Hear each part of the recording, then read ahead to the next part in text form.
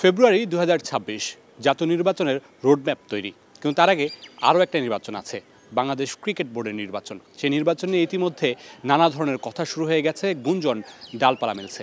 একটু ক্লিয়ার করতে চাই, এই নির্বাচন নিয়ে সবচেয়ে বেশি কথা হচ্ছে বর্তমান সভাপতি আমিনুল ইসলাম বুলবুলকে নিয়ে।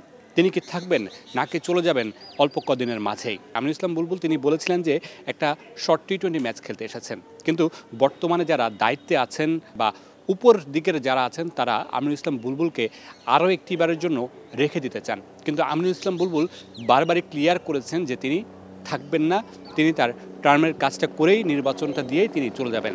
তবে সূত্র বলছে আমিনুল ইসলাম বুলবুলের অ্যাডহক কমিটিতে একটা সম্ভাবনা আছে, একটা নতুন অ্যাডহক কমিটি করে তাকে তার মেয়াদটা আরও কিছুদিন বাড়ানো হতে পারে। এখানে আরও বেশ কিছু নাম আছে যারা নির্বাচনের যে দৌড় সেখানে অংশগ্রহণ করবেন। সেখানে আরেকটা হেভিওয়েট বড় নাম সাবেক সভাপতি ফারুক আহমেদ। ফারুক আহমেদ একটা সুসংবাদ শুনেছেন আজকে, তার বিপক্ষে যে অভিযোগ উঠেছিল 250 কোটি টাকা সরানোর, তিনি সেটি সরিয়েছেন ঠিকই, বিভিন্ন ব্যাংকে রেখেছেন, কিন্তু যে অভিযোগটা উঠেছিল অসৎ উপায়ে তিনি সরিয়েছেন, সেই জায়গা থেকে তিনি আজকে ক্লিয়ারেন্স পেয়েছেন। তার সেই সরানোতে কোনো দুর্নীতি খুঁজে পায়নি এসিসি বা অ্যান্টি করাপশন ইউনিট। সেই জায়গায় ফারুক আহমেদ সবুজ সংকেত পেয়ে যাচ্ছেন তার আগামী নির্বাচনে প্রার্থিতা দাঁড়ানোর জন্য।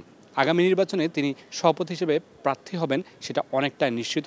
বিসিবির সভাপতি হওয়ার দৌড়ে আরেকটা বড় নাম আশরাফুল হক। একটা কথা শোনা গিয়েছে, গত নির্বাচনে তিনি অংশগ্রহণ করতে চেয়েছিলেন, কিন্তু বিভিন্ন কারণে তিনি সেটা পারেননি। তবে তার মনে যে একটা ইচ্ছা আছে বিসিবির নির্বাচন করার, সেটা অনেকটাই স্পষ্ট, এবং সূত্র তাই বলছে যে আশরাফুল হক তিনি আবারও বিসিবির সভাপতি হওয়ার দৌড়ে নামতে পারেন। তবে এইখানে আরেকটা নাম একটু অ্যাড করতে চাই, বর্তমান যে পরিচালক আছেন ক্রিকেট বোর্ডের মাহবুব আনাম, তাকে নিয়েও বেশ জোরে সোরে কথা শোনা যাচ্ছে যে তিনি পরবর্তী বিসিবি প্রেসিডেন্ট হতে পারেন।